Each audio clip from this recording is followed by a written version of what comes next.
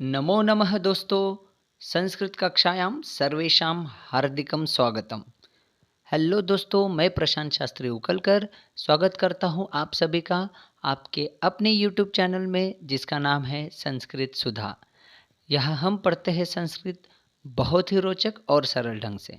दोस्तों, संस्कृत भाषा के महत्वपूर्ण व्याकरण विभाग संधि इस विषय पर चर्चा करते हुए अब तक हमने संधि की परिभाषा, संधि के प्रकार, दीर्घ संधि तथा गुण संधि इन सभी का अभ्यास किया है और आज के इस वीडियो में हम बात करेंगे वृद्धि संधि की। तो बिना समय गवाए आइए शुरू करते हैं आज का वीडियो।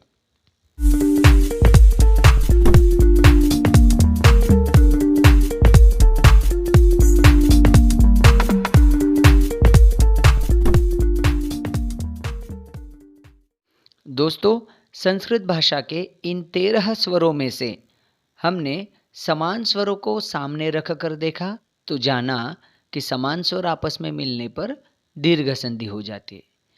फिर हमने अ आ इन स्वरों के सामने असमान स्वर ई ऊ री तथा री इन स्वरों को रखकर देखा तो पता चला कि यहाँ गुण संधि हो जाती है। अब बचे कौन से स्वर? ए ऐ तथा ओ औ। तो अ आ के सामने ए ऐ ओ औ ये स्वर आ जाने पर किस तरह का परिवर्तन होता है तथा क्या संधि होती है इसे समझेंगे आज की वीडियो में। आइए सबसे पहले बात करते हैं परिभाषा की। संस्कृत भाषा के व्याकरणकार महर्षि पाणिनि ने अपने अष्टाध्यायी ग्रंथ में वृद्धि संधि करने वाला एक सूत्र दिया है। सूत्र है वृद्धिरेचि। इस सूत्र के माध्यम से वृद्धि संधि की जाती है। अब हम समझते हैं वृद्धि संधि की परिभाषा को। यदि अ आ के बाद ए ऐ हो तो दोनों स्वर मिलकर ऐ हो जाता है। यदि अ आ के बाद ओ औ हो तो दोनों स्वर मिलकर औ इस तरह का परिवर्तन हो जाता है।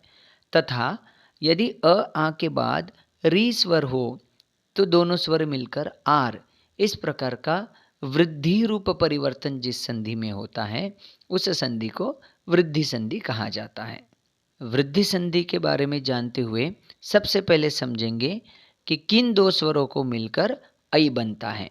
इसकी 4 स्थितियां बन सकती हैं, जैसे अ ए के साथ मिलकर, अ ऐ के साथ मिलकर, अथवा आ ए स्वर के साथ मिलकर और आ ऐ के साथ मिलकर ऐ इस प्रकार का वृद्धि रूप परिवर्तन होता है, अर्थात यह वृद्धि संधि होती है।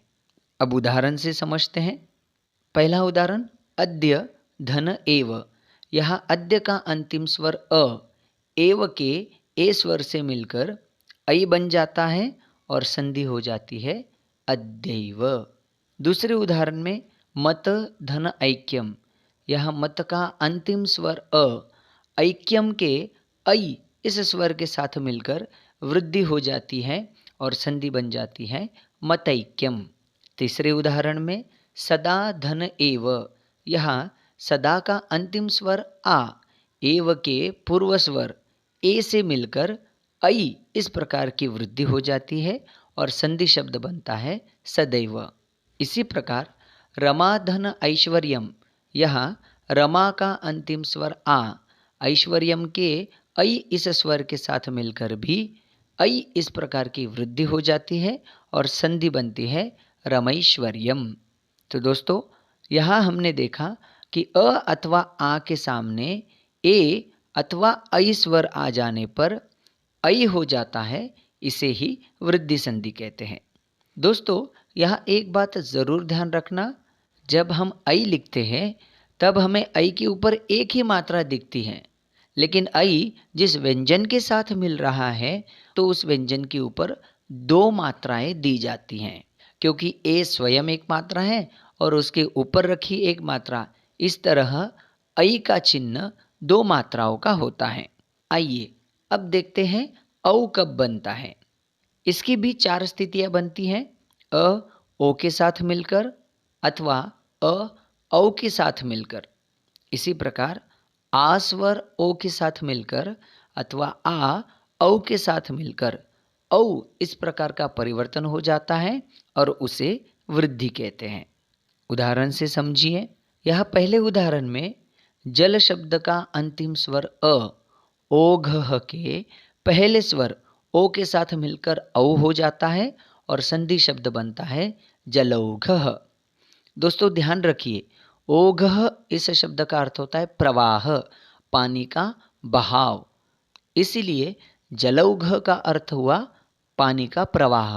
दूसरे उदाहरण में रूप का अंतिम स्वर अ औदार्यम के औ के साथ मिलकर औ हो जाता है और संधि हो जाती है रूपौदार्यम। तीसरे उदाहरण में विद्या का अंतिम स्वर आ ओजह के ओ स्वर के साथ मिलकर औ हो जाता है, अर्थात वृद्धि हो जाती है और संधि बनती है विद्यौजः। अंतिम उदाहरण में महाधन औषधि, यहाँ महा का अंतिम स्वर आ औषधि के औ इस स्वर के साथ मिलकर भी वृद्धि रूप परिवर्तन हो जाता है, अर्थात औ हो जाता है और संधि बनती है महौषधि। तो दोस्तों यहाँ हमने देखा कि किन दो स्वरों को मिलकर औ बनता है। अब बात करते हैं आर की। यह परिस्थिति दी है कि जब अ के सामने री स्वर आता है तो वृद्धि रूप परिवर्तन करते समय आर लिखा जाता है। दोस्तों इसे अच्छे से समझिएगा, क्योंकि गुण संधि में भी हमने देखा था अ स्वर के सामने री आने पर दोनों मिलकर अर हो जाता है। जैसे सप्त प्लस ऋषि, सप्त का अ ऋषि के री इस स्वर के साथ मिलकर अर बन गया और संधि शब्द बन गया सप्तऋषि। अब किसी के मन में शंका हो सकती है, गुण संधि में भी अ और री थे, लेकिन वहाँ दोनों मिलकर अर इस प्रकार का बदलाव हो रहा था, और यहाँ अ के सामने री स्वर आने पर भी अर नहीं होकर आर हो जाता है। तो छात्र बड़े कंफ्यूज हो जाते हैं कि हम कैसे पहचाने कि कब अ और री मिलके अर करना है तथा कब अ और री करके आर करना है। तो मैं आपको बता दूं, जब संज्ञा शब्द का अ री स्वर के साथ मिल रहा हो तो आप उसे अर कर सकते हैं।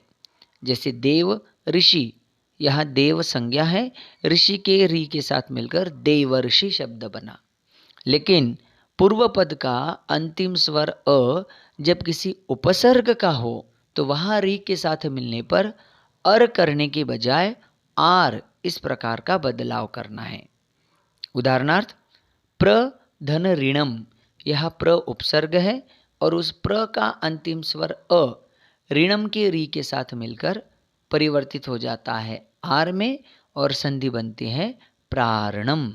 एक और उदाहरण देखिए, उप धन रिच्छति, यह उपसर्ग है जिसका अंतिम स्वर अ रिच्छति के री के साथ मिलकर आर इस प्रकार का बदलाव होता है और संधि बनती है उपार्छति। तो दोस्तों इस प्रकार हमने समझा कि अ अथवा आ स्वर के सामने ए ऐ अथवा ओ औ इन स्वरों के रहते ऐ औ इस प्रकार का वृद्धि रूप परिवर्तन होता है। संस्कृत भाषा के इन 13 स्वरों में से अब तक हमने अ आ के सामने सभी स्वरों को रखकर देख लिया। तो अब बारी आती है ई स्वर की। अब हम ई के सामने भिन्न स्वरों को रखकर देखेंगे। दोस्तों अब सोचिए, ई उ री तथा ली, इनके सामने भिन्न स्वर आने पर किस प्रकार का परिवर्तन होगा और वहाँ कौन सी संधि होगी? ये परिवर्तन हमें ले जाएगा अगली संधि में, जिसका नाम है यण संधि, और यण संधि हम पढ़ेंगे अगले वीडियो में। दोस्तों आशा करता हूँ कि इस वीडियो में जिस वृद्धि संधि की हमने बात की है उसे उदाहरणों के साथ आपने अच्छी तरीके से समझ लिया होगा। अगर वीडियो आपको पसंद आया है तो लाइक, शेयर और हाँ, चैनल को सब्सक्राइब करना मत भूलिए। यण संधि और इसी प्रकार की अन्य ज्ञान भरी बातें लेकर फिर हाजिर होंगे अगले वीडियो में। तब तक के लिए धन्यवाद। पुनर्मिलामः।